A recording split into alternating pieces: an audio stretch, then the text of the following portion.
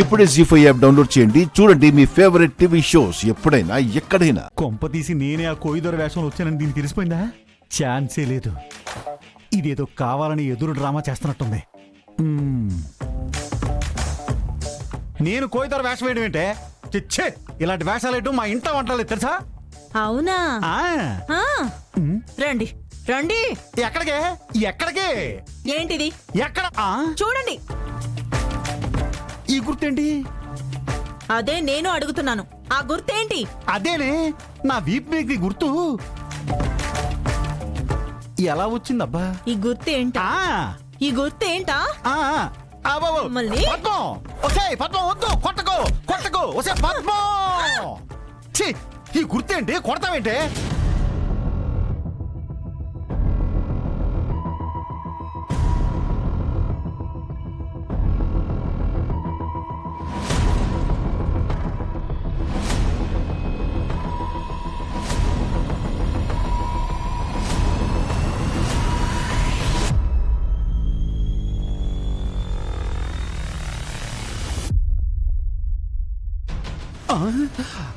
అమ్మ దొంగ! అమ్మ పద్మం, ఎంత పని చేసావే!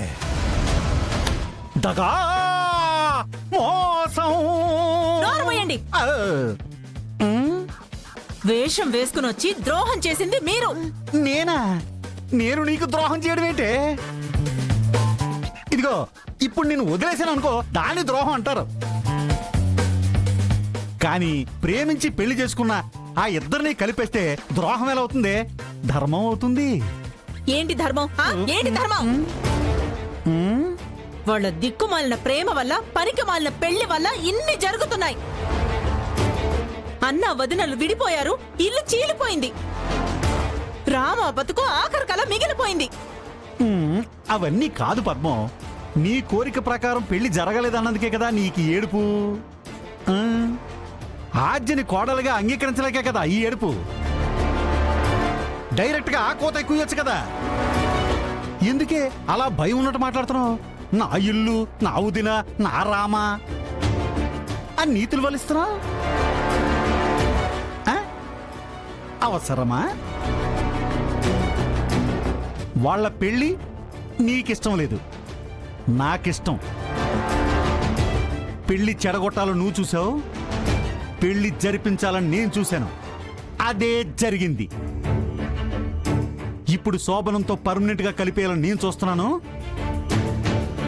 చెడగొట్టాలని నువ్వు చూస్తున్నావు. చూడడం కాదు, విడగొట్టే చూపిస్తాను. ఈ శోభనం జరగకుండా ఆపేస్తా.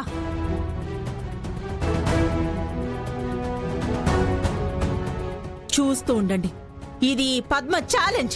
Challenge challenge. జాగ్రత్త, వాసిపోద్ది. శభాష్!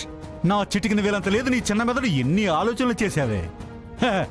కాస్కో నా వాస్కోడిగామా. ఏమే, ఇది ఈ చిరంజీవి ఛాలెంజ్. వాళ్ళ శోభనం జరిపిస్తా, చూసుకోవే. జీ5 యాప్ డౌన్లోడ్ చేసి అన్ని ఎపిసోడ్స్ పూర్తి ఉచితంగా చూడండి.